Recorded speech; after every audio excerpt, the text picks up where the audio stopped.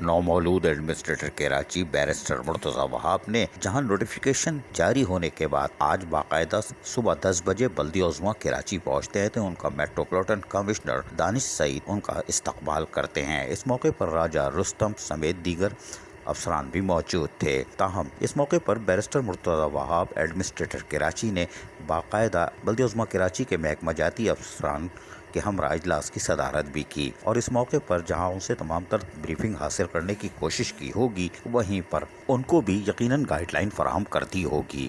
تاہم اس موقع پر بیرسٹر مرتضی وہاب نے کہا کہ اس منصب کو اپنے لیے اعزاز سمجھتا ہوں اور بنیادی کام یہ ہے کہ تفریق کی سیاست ختم ہو اور پچھلے 4-5 سالوں میں مسائل حل ہی نہیں ہوئے۔ تمام شہریوں کے تعاون سے کراچی میں مثبت تبدیلی لائیں گے۔ شہر کی خدمت کے حوالے سے اپنا ایکشن پلان تیار کرنے کے بعد پالیسی سے آگاہ کر دوں گا۔ شہریوں کو جتنا ریلیف دے سکتے ہیں فوری طور پر دیں گے۔ کراچی کے مسائل حل کرنے کے لیے جس محکمے کے ساتھ بیٹھنا پڑا بیٹھیں گے۔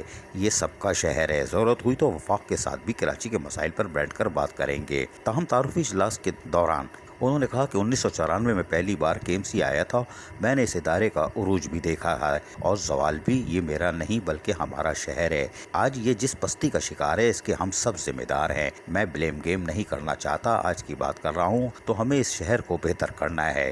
KMC نے اس شہر کو بنایا ہے، چلایا ہے، لیکن کیا وجہ ہوئی کہ افسران نے اب شہر کو چھوڑ دیا ہے اور اپنے اوپر توجہ دی؟ یہ بالکل سچ بات کی، کیونکہ یہاں آمدنی سے زائد اثاثے والے اور آؤٹ آف ٹرن پروموشن افسران بیٹھے ہیں جو مال پیدا کر رہے ہیں اور پیدا گیری میں کوئی نہیں پوچھ رہا تھا۔ تاہم مرتضی وہاب نے آج سختی سے نوٹس لیا ہے اور ہمیں امید ہے کہ اگر وہ آؤٹ آف ٹرن پروموشن اور آمدنی سے زائد اثاثے رکھنے والوں کو آرام سے انہی آمدنی میں جو کمائی ہے اس میں گزارا کرنے کے لیے گھر بٹھائیں گے تو یقیناً کراچی بچ جائے گا، ورنہ یہ دیمک کی طرح اس شہر کو اور اس کے خزانوں کو نوچتے رہیں گے۔ جی ہاں، عزیز عارف KBS بلدیاتی نیوز کراچی۔ ایسی ہی خوبصورت ویڈیوز فیوچر میں حاصل کرنے کے لیے ریڈ بٹن پر کلک کر کے اور بیل آئیکن کو پریس کر کے ہم سب کے سبسکرائبر بننا مت بھولیے۔